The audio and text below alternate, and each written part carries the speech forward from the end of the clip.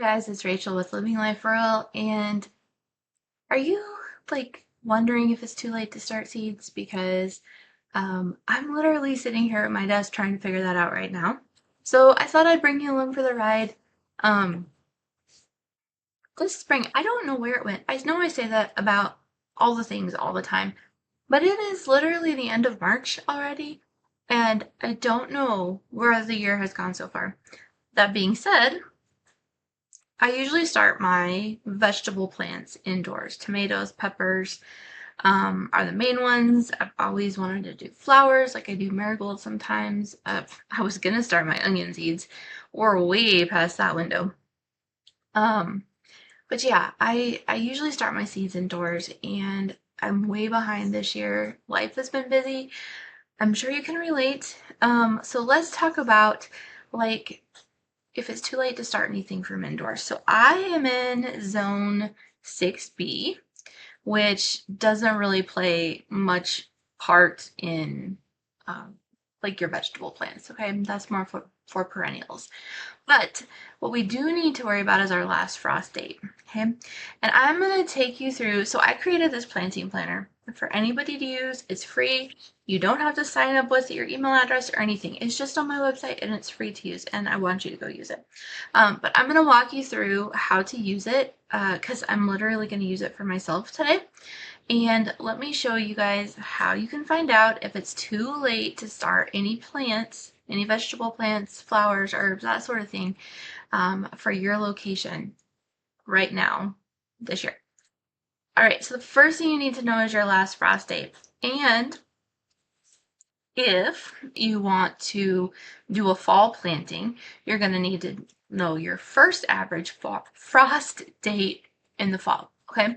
So my favorite place to find that information is on Dave's Gardens website. So you can just open that up and go there. And I just open it in a new tab so I can come back to here. Okay. Now I know my first and last freeze dates, but I'm going to pop this in here just so you guys can see how it works. Okay. So scroll down, put in your zip code, and then hit search. And that's going to bring this up. Now, I know that I usually run just a little bit later than this as my last average frost date. If you don't know, like if you don't keep records or kind of have an idea of when your last frost date is, just go off of what they show here. It'll be pretty close, okay? All right, so each winter on average, my risk of frost is from October 8th through May 7th. That means my last average frost date in the spring is May 7th, and my first in the fall is, oops, that moved my face. And my first in the fall is October 8th. So again, I know my dates are a little bit different than that, a little bit later, but if you don't know, go ahead and just use the dates you get here, okay? All right, so let's pop back over here and let's put those dates in here. So let's go to May, and it told me May 7th. I usually go off of May 10th. That's just the date I go off of. May 7th is a little bit early. And then October 10th for planting. If you're not wanting to do any fall harvest this year, don't worry about putting your last or your first fall frost date in here, okay? So once you get those dates in, just hit next, choose plants. So I am just going to put in a list of the things that I want to put in my garden this year. And that's what you should do. Choose things that you know that your family will eat. Choose things that you might want to preserve. And choose things that interest you, right? So I'm just going to start with flowers here. You can either type it into the search bar or click the drop down menu if you're having trouble like figuring out the names that you want, okay? So I'm going to plant calendula. I want to plant marigolds. And I'm gonna put petunias on the list, even though I'm pretty certain we're well past the date to plant those indoors. I'm gonna click on those anyways. Actually, let me make my face a little bit smaller so you guys can see. There we go, the whole screen. All right, so I've got, oh, I want to plant nasturtium. They're a great companion plant.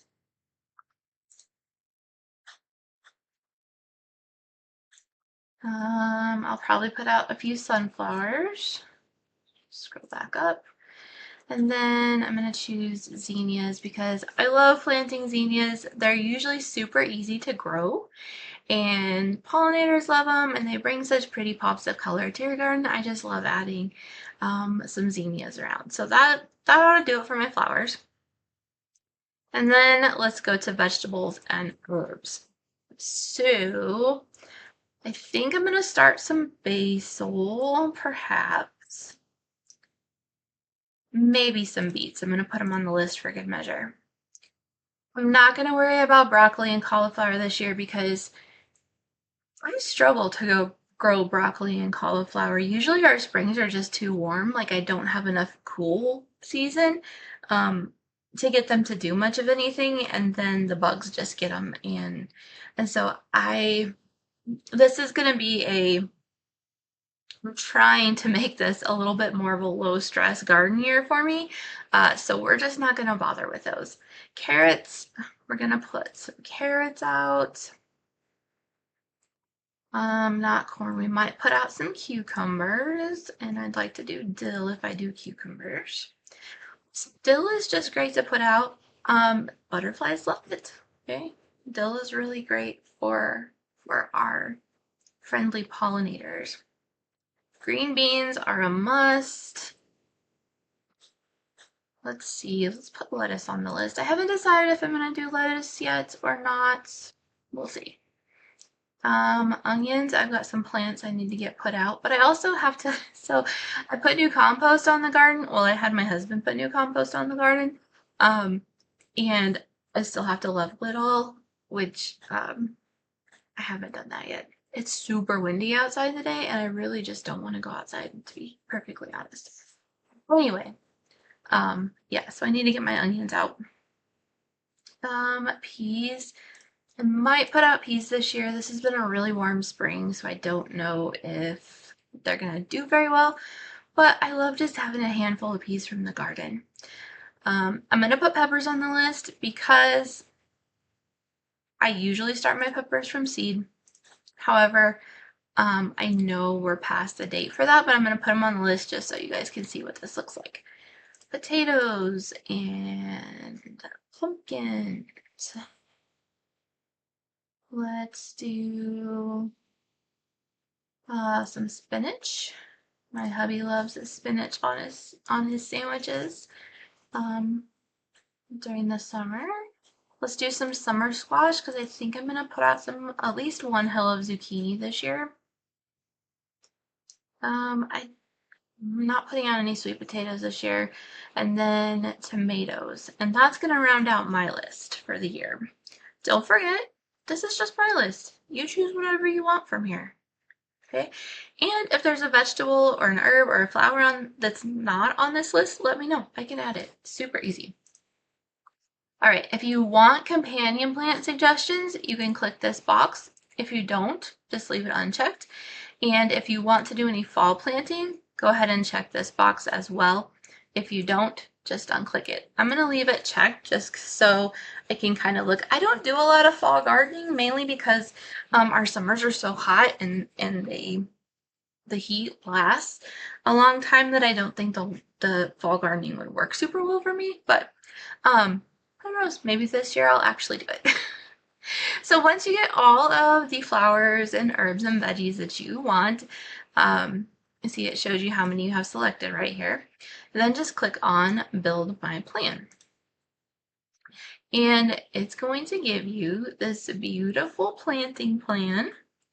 It's going to tell you the dates that it's based off of. So if you look up here and you're like, oh, that's not the right date, you can go back and change that, okay? And then it's going to give you the name of the plant. how it should be started, whether it should be direct sown, started indoors, etc. And then it tells you that over here it's a color coded little deal, like this green is direct sow is best, the orangey color is either, and this dark blue is starting indoors is best. Okay, so I've got my flowers here, and it says for calendula we can start those indoor for spring planting from March 29th to April 12th. So today's March 28th, so it's actually perfect time to start those, and you would direct sow it immediately after or I'm sorry, you can direct sow it on your last frost date or transplant it out on your last frost date. Marigolds are exactly the same. Nasturtiums, it says to start indoors on April 12th, transplant out on May 10th, or direct sow on May 10th. Usually I just direct sow my nasturtiums. They do really well. But yeah. Petunias, March 1st to March 15th. Okay, we would be 2 weeks late starting petunias indoors from seed right now.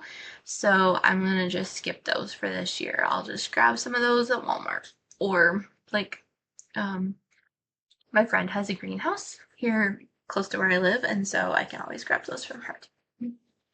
Sunflowers, you can start them indoors. I think I just tried to choke myself on air, but I digress.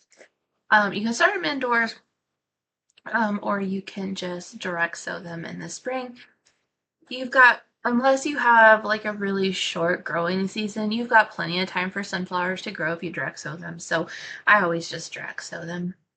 And my zinnias, I always just direct sow those. You can do it either way. It's fine. I just prefer to direct sow those because I used to grow like 300 tomato and pepper starts, and then I'd sell them locally. And so I was always short on space. So I figured out the things that direct sow really well and the things that I have to start. And zinnias are one thing that they grow really well if you direct sow them. So I'll do that. So let's look at our veggies and herbs. Okay.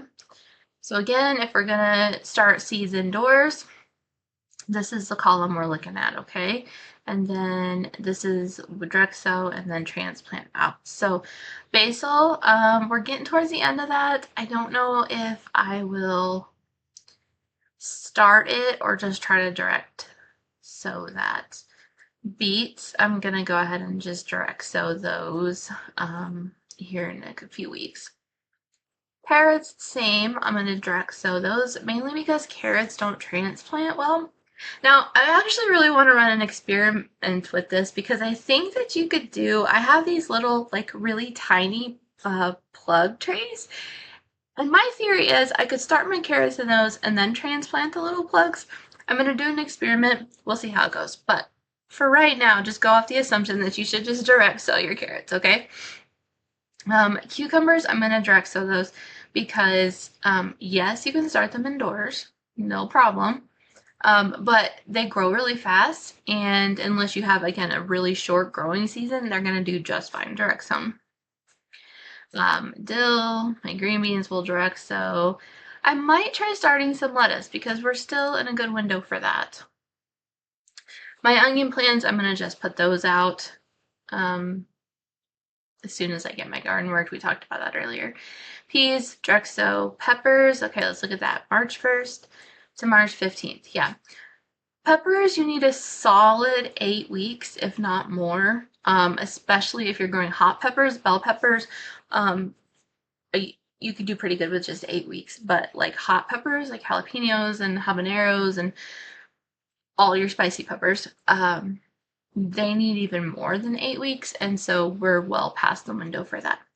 Potatoes, I'm going to direct sow. My pumpkins, I'm also going to direct sow just because I know that I can direct sow them and they'll do just fine. Again, if you have a small growing window, start them indoors. Spinach, well, I might start some spinach indoors. My summer squash, I'm going to put straight out, and then my tomatoes. Okay, March 15th to March 29th. So today's the 28th.